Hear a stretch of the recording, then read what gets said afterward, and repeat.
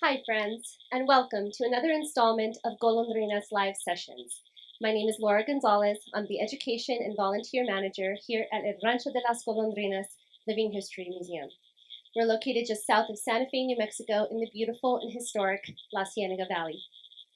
The days are getting colder as we head into the winter months, so it's a good time to warm up the house with some good old-fashioned home cooking. It's always fun to try new holiday recipes or to share traditional ones with the kids. Joining me today for this second time are Las Golondrinas Volunteers, Julia Gomez, Michelle Montaño, and Barbara Alba, to teach us how to make traditional homemade tortillas. Tortillas have gone mainstream these days, but did you know that they've been a part of Mesoamerican culture for centuries? Tortillas are always delicious. Whether stuffed, layered, fried, or smothered, they are the centerpiece of some of the tastiest New Mexican dishes. They even make excellent edible utensils. Popular because of their versatility and deliciousness, they are so popular, in fact, that tortilla sales are second only to sliced bread as the number 2 packaged bread product sold. According to Tortilla Industry Association, they are a multi-billion-dollar-a-year industry. And get this, as a solution to both the problems of handling food in microgravity and preventing crumbs from getting into delicate instruments, tortillas have been used on NASA missions since 1985 because they produce fewer crumbs than bread. So cheers to the amazing yet humble tortilla. Now let's learn how to make them. Ladies, welcome.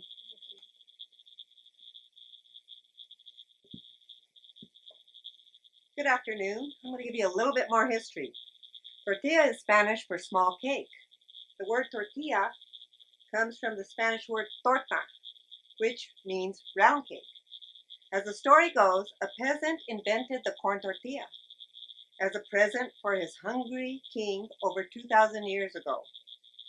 The tortilla was a staple in both the Mayan and Aztec diets. Tortilla, a name given by the Spaniards to the unleavened, flat bread they found in Mexico among the Aztecs in the 16th century.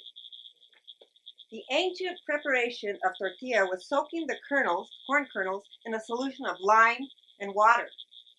The process removed the skins, and they were able to grind it and make it like into a mush, and they'd add water and they'd make it into a masa, a dough. They divided the dough into golf ball sizes, and they would pat them to make their corn tortillas. The flour tortilla originated in northern Mexico, where the territory is more suited for the growing of wheat than corn. They can be as small as your hand or as big as your forearm. And the famous tortillas of Sonora, Mexico, are the super big ones called sobaqueras, which basically means armpiters because they go from your hand to your armpit. They're huge, they're delicious. My mother would use the comal from my grandmother's wooden stove. She made usually her tortillas this size, and then sometimes she would use this size. But these both come from my grandmother's wooden stove. And now, to demonstrate our flour tortillas, Barbara. Hello, I'm Barbara, and today I'm going to teach you how to make tortillas. And I start off by measuring 2 cups of white flour.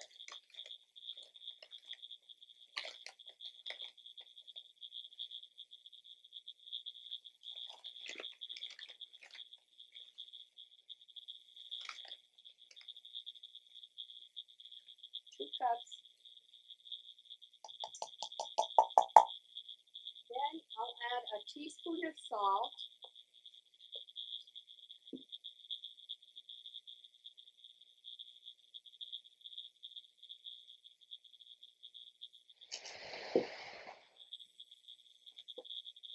And a teaspoon, or not quite a teaspoon, a little less of baking powder.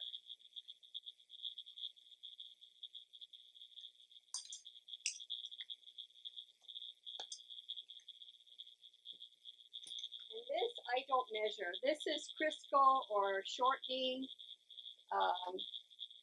This is called Spectrum. And I just use my hands. And I measure maybe about that much. I don't know how much that is, but I mix my flour and my baking powder and salt. And I work it with the shortening.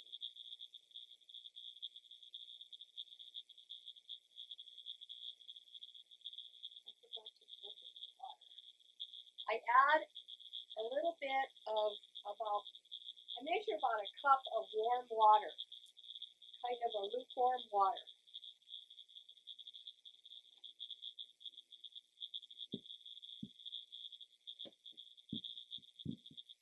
Barbara, we have a question for you. Are you making a wheat flour tortilla?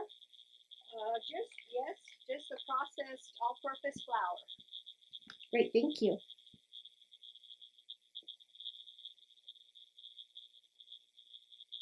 And you don't add the whole cup of water right away. You just add a little bit at a time. And you make your masa.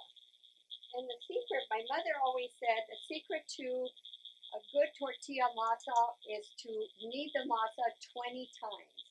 She always said you just count 20 times. So to this day, I think of her and I still do my masa 20 times. She was quite the little cook, that lady.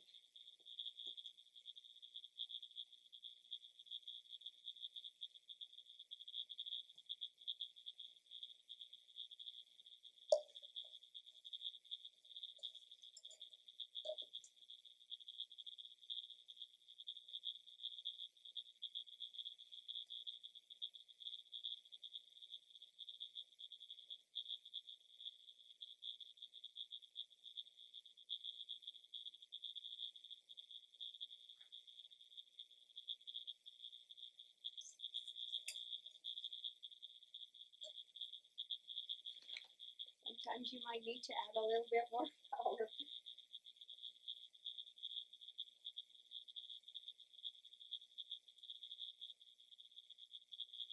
And then after I knead my dough, I let it sit for a while. I let it sit for maybe 20 minutes, something like that, and cover it and put it in a warm place. And then I just let it, put it aside, and this is what comes out.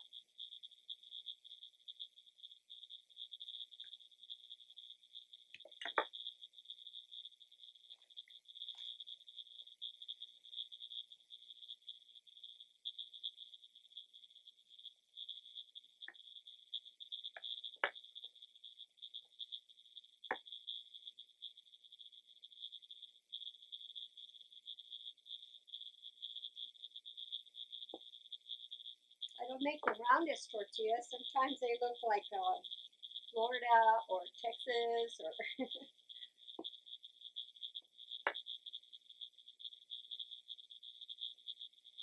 and then I put it on the mud. And in this case, in the old days, this is what they used, just over the fire.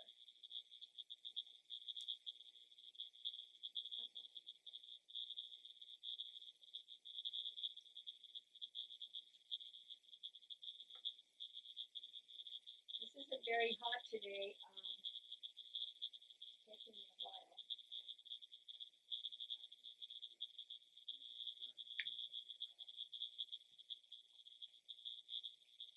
Barbara, how do we know when the tortilla is ready? Well, I guess you just have to keep checking it. I just leave it in there while I'm rolling another one. I leave it on there, and then when I'm done rolling, I'll turn it over.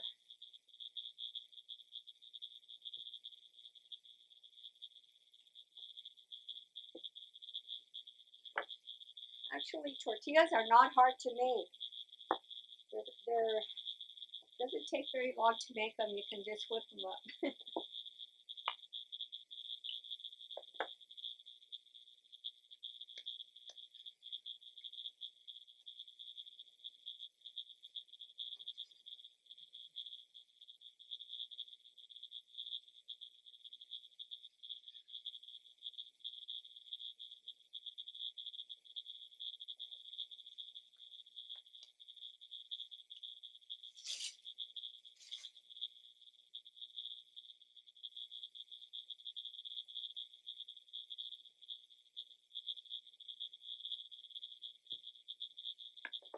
Barbara, for the recipe that you've showed us today for the 2 cups of flour is about how many tortillas, about the size you're making, how many will that make?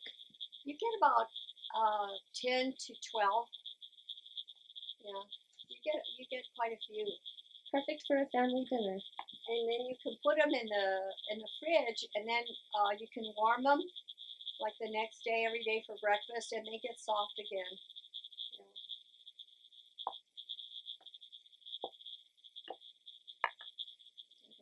How are they doing it? Slow?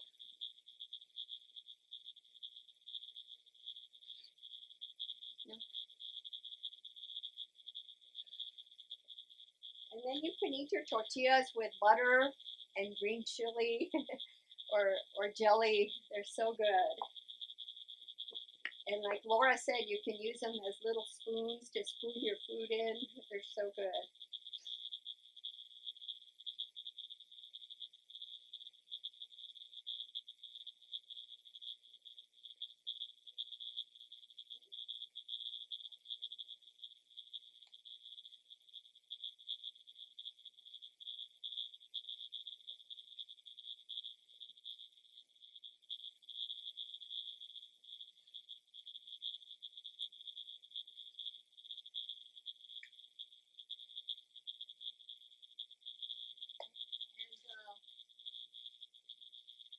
That's my presentation for today. Julie is going to tell you another version of how to make tortillas.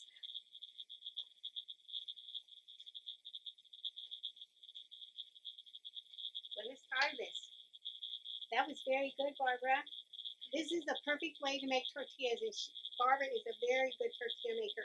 And that's the way that I used to make them. I grew up that way. Our mothers made tortillas every day. My mother made tortillas every day at 5 o'clock. So my friends always knew that my mom was making tortillas, and that's why I had friends. I wanted to show you my command.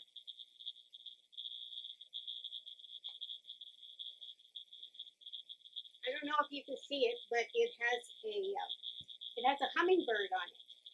And this is made by Randy Trujillo from Spanish Market. And I use it, but the only time that I really can see the hummingbird is when I burn the tortillas, which I do a lot. My daughter thought that's the way they were supposed to be because they were always burning. I'm going to teach you a bad habit. This is the best way, and this is all, you get most nutrition from homemade tortillas. But you know, as I get older and I'm lazy, I'm going to take you to the future. This is the future. And this is harina to make tortillas. Harina preparada para tortillas. This is a mix. I got into this nasty habit of I couldn't sleep. So I would get up in the middle of the night, and I would just take like 1 cup or a cup and a half of this mix. This has all the ingredients in it. To make tortillas,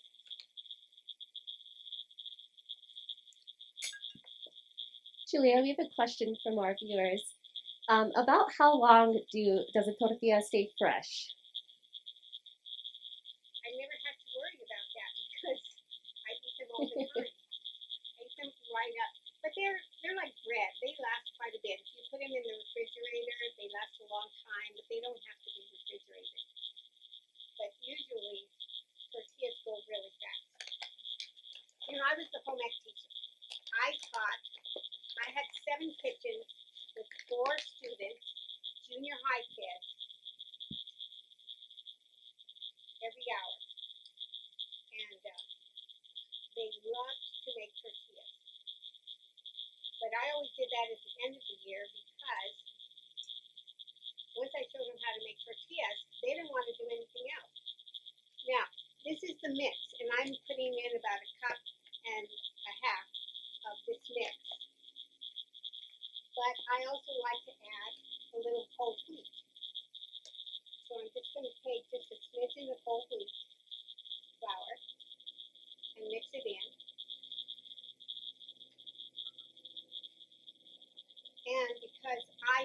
salt. I'm going to add like a half a teaspoon of salt.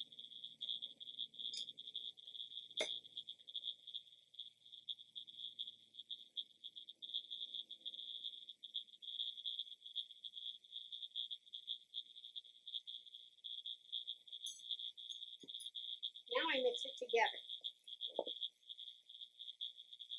Once it's mixed, I take a half a cup of warm water.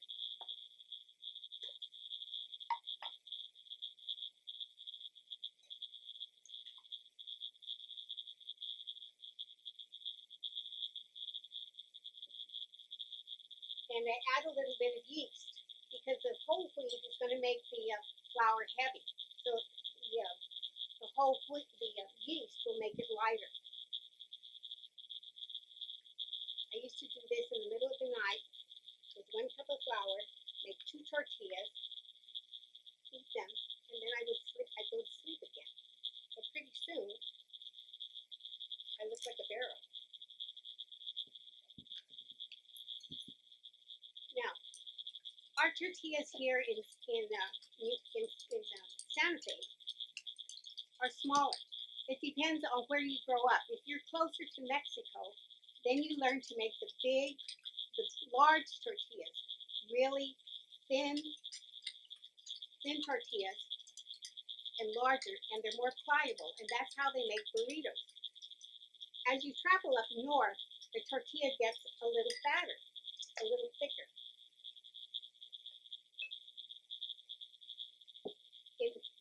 In the north, they're called gorditas, and they're a little bit fatter. But here in Santa Fe, they're just right.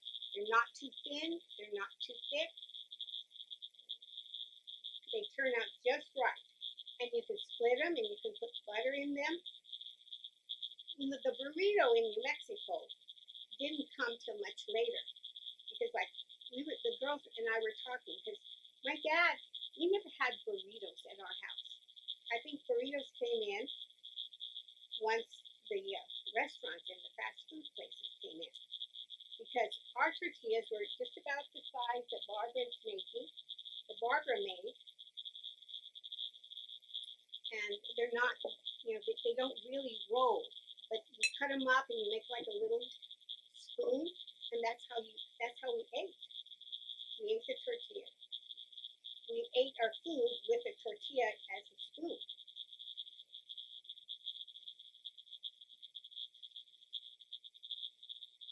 Okay, I like to use a big strong fork, and I like to make all my masa in the bowl because I had so many students that I would tell them, make the dough in the bowl, keep the mess in the bowl, because if I let them put the dough on the board, I would have flour and dough all over the kitchen. So I told them, just keep mixing it in the bowl until it gets together. Then once it gets together, then you can put your hands in there. And you only use one hand while you're mixing it. You hold the bowl, and you mix it together until it stays together. My mother always liked pansy flour. It came in 25 pounds. And pansy flour came in a cloth bag with pretty flowers on it. And then when we were young, we were in junior high, we took home ec and we learned to sew. And we made skirts with the bags of flour. And everybody's mother had a different brand that they liked. My mom liked pansy, and Michelle, what did your mom like? Pansy, okay. And you knead the dough, pull it forward, and then push it back with the heel of your hand. Pull and push. Fold it, and continue kneading. And you knead the dough until it's really nice and smooth. Julia, if you use this particular harina pre-mixture that you're using here, you don't have to add the salt or the manteca? No, because it's a mix. It's just a mix, and you don't have to add you don't have to add the whole wheat. I just like the taste of whole wheat, so I always add it for mine. But no, you can. It makes beautiful tortillas, and it's very easy. Okay, now that my dough is kneaded, I have to let it rest. I put it in a warm place and cover it, and let the yeast rise. And I used to tell the kids, they would measure their water out for me because you have to have warm water. If it's too hot, it kills the yeast. If it's too cold, then the yeast doesn't work at all. So it has to be just right. Now, I made this before, so it would have time to rest.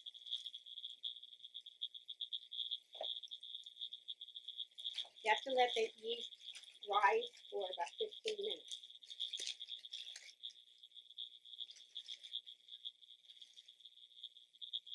And you take the dough, and my mama would squeeze it like this. Make these little buñuelos.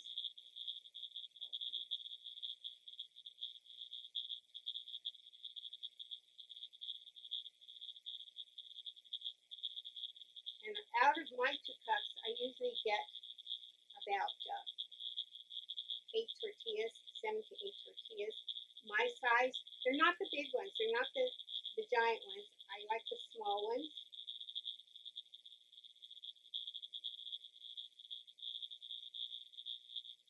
Okay, I've got 6. And I usually like to have a wet cloth to put over them so that they stay moist. And then you take each little bolillo, because that's what they're called, and you make a little patty. And you keep working the patty and working the patty and working the patty. So the more you work at it, the better the chance is that they will stay round. You roll them, and you turn, you roll, and you turn.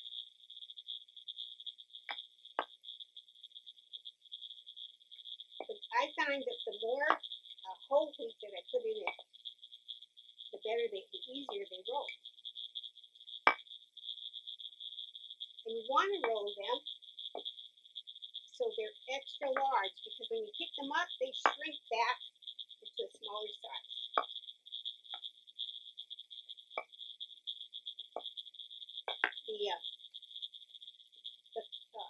The griddle, the comal, has to be hot, because you want the tortilla to cook quickly. Because the longer it stays on the griddle, the more it dries out if the temperature is not hot enough.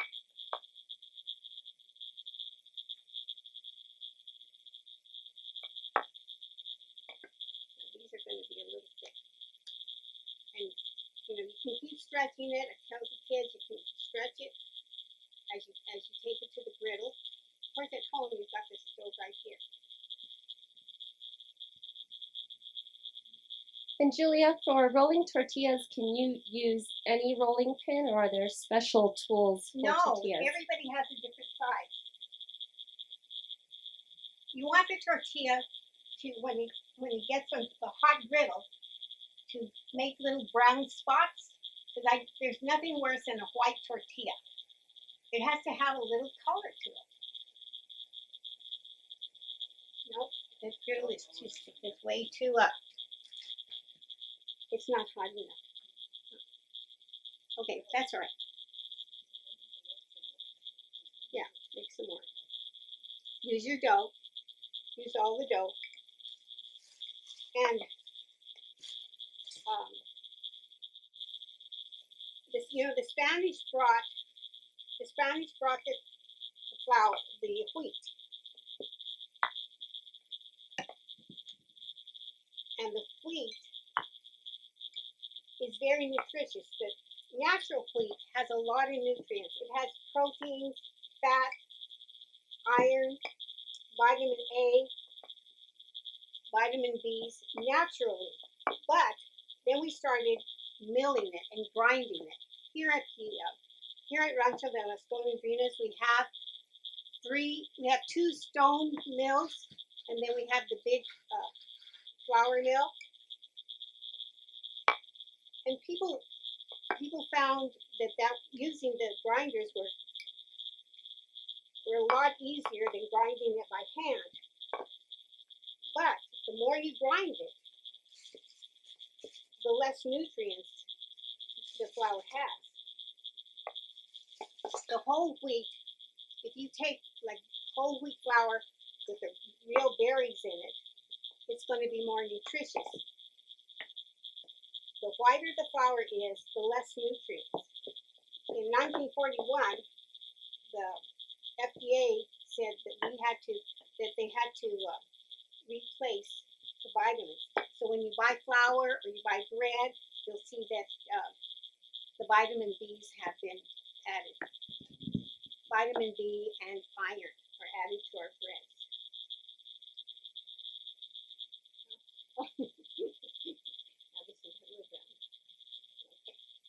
Okay, so it has to have a little color here. Oh, I was going to show you this. I got this at an arts and crafts, and you can put the tortillas in there and keep them warm. Also, you can put the store tortillas in there to put in the microwave, and they steam real good. Okay, what else did I want to tell you?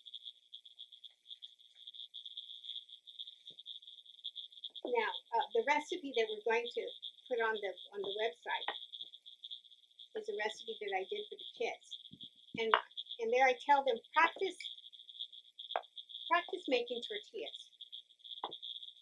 It's a skill, and you can try different things. Like some people use lard. You know, originally lard was very healthy. It was good for you. Now we use Crisco. But the best thing that you can use is olive oil. Because then you're going back, and olive oil is more nutritious for you. Okay, did we cover everything? Well, I was going to show, take out one of these tortillas and add butter to it. Ladies, we have a question for you. You're talking about making tortillas on a cast iron comal or griddle. Does it have to be that, or can people who don't have those things, can they use, for Just example, a stainless steel or just a any skillet? Do they have to grease the skillet at all beforehand? No. And it should be on medium heat? Medium-high heat. Medium to high heat. Thank you. This is a good way to eat a tortilla. You put butter on it, and you make a chili sandwich. And if you need salt. Okay, well, I think that I hope you've learned to make tortillas.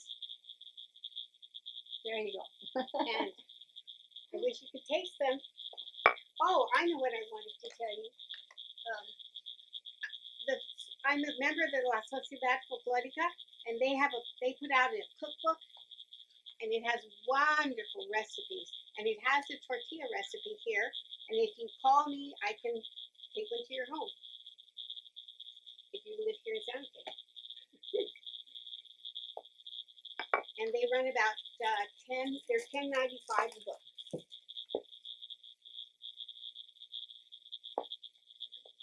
Any questions?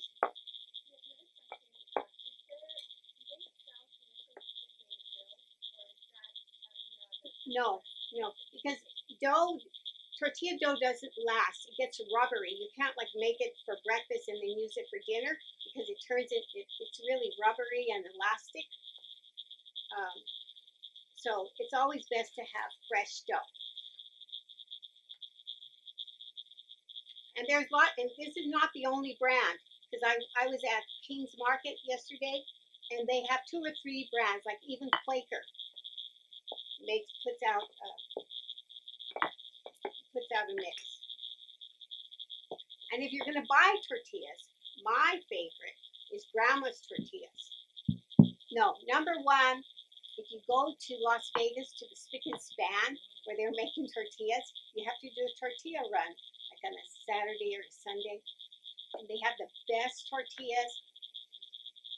And I like the whole wheat tortillas. But I used to buy like seven dozen and keep them in my freezer. And I didn't share with anybody. And they're really good. Barbara buys the low carb tortillas.